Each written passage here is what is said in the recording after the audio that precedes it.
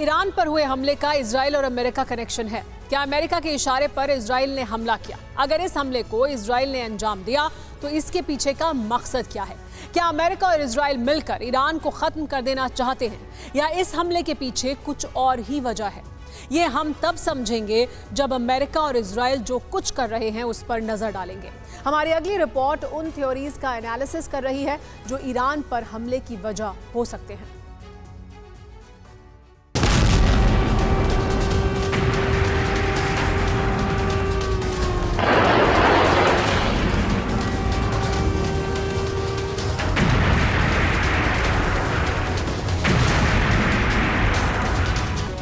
Iran के 6 शहर,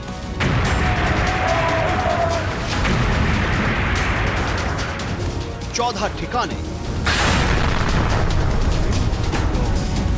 आधी रात ड्रोन स्ट्राइक।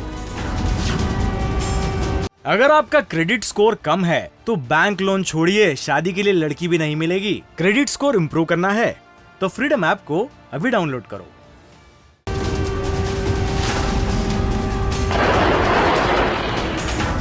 और ईरान टहल गया।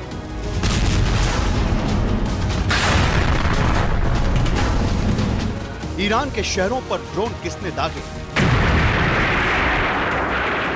ईरान की हथियार और ड्रोन फैक्ट्री को किसने तबाह किया? ईरान के मिलिट्री ठिकानों पर बारूद किसने और क्यों बरसाए? ये अब तक रहस्य है। सच अब तक सामने नहीं आ सका है क्योंकि इस पर किसी का कोई बयान नहीं आया है। लेकिन अल अरबिया चैनल ने दावा किया है कि ईरान के शहरों में आधी रात को इजराइल ने कोहराम मचाया। ईरान में मिडनाइट सीरियल ड्रोन अटैक के पीछे इजराइल का हाथ है, ये दावा अल अरबिया चैनल का है। लेकिन अब तक इस बात की पुष्टि नहीं हो सकी है। पर शक की सुई सीधे तौर पर इजराइल की तरफ है क्योंकि ईरान और इजराइल में काफी वक्त से युद्ध की टेंशन है। तो सवाल यही है कि क्या इजराइल ने ईरान को टारगेट किया? क्या ईरान के आधा दर्जन शहरों में इजराइल ने ड्रोन स्ट्राइक की? और ये ड्रोन हमला इजराइल का है तो इसके पीछे मकसद क्या है? क्या ईरान हमले का इजराइल और अमेरिका से कनेक्शन है?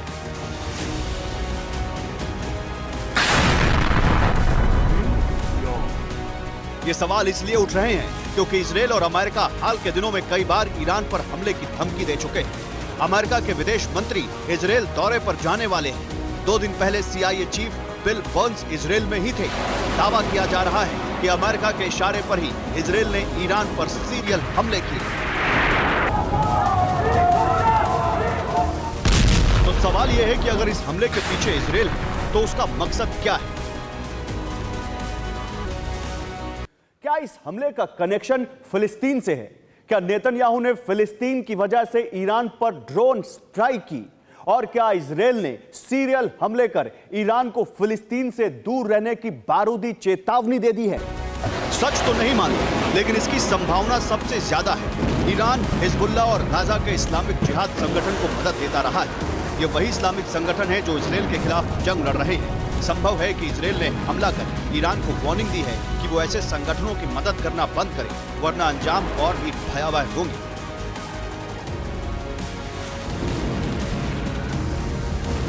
ईरान में हुए हमलों को लेकर कई सवाल और कई थ्योरी हैं। उन्हीं में से एक है कि क्या इजराइल फिलिस्तीन के खिलाफ बड़ी सैन्य कार्रवाई करने वाला है? क्या इस एक्शन से पहले उसने ईरान समेत खाड़ी देशों को बड़ी और कड़ी चेतावनी दी है? क्या इजराइल फिलिस्तीन पर बड़ा हमला करने वाला है? और क्या उसे हिजबुल्लाह के पलटवार का डर है? इसी वजह से पहले ही ईरान पर ड्रोन स्ट्राइक कर उसे तितर बितर करने की कोशिश की है। हमले के पीछे इन थियरीज में काफी हद तक दम है। नेतन्याहू के आने के बाद इजराइल का रुख ईरान के खिलाफ बहुत सख्त और आक्रामक हो गया है। इस बात की तस्दीक नेतन्याहू की हाल फिलहाल की धमकियां कर रही हैं।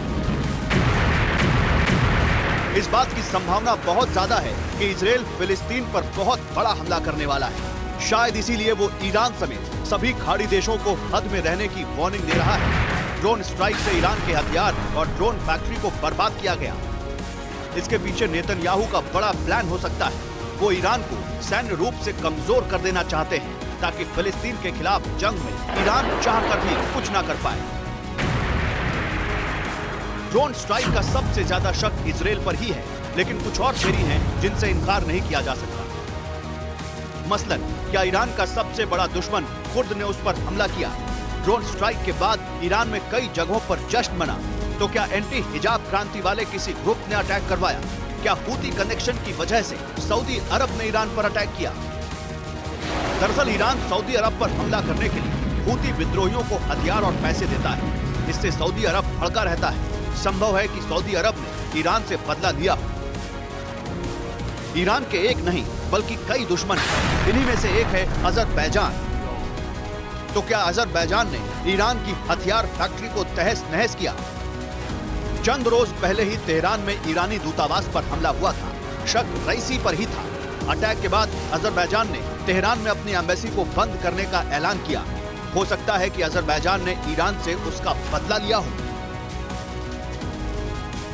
ईरान में इस वक्त कई बागी गुट हैं। कुछ लोगों को शक है कि इन्हीं विद्रोही गुटों में से किसी एक ने ईरान को दहलाने की कोशिश की है। लेकिन ये सब सिर्फ थियरी है, सच नहीं। सच जब सामने आएगा तो अरब में महायुद्ध की शुरुआत हो सकती है। Bureau report, TV9 Bharatvarsh. अगर आपका क्रेडिट स्कोर कम है तो बैंक लोन छोड़िए, शादी के लिए लड़की भी नहीं मिलेगी। क्रेडिट स्कोर इम्प्रूव करना है तो फ्रीडम ऐप को अभी डाउनलोड करो।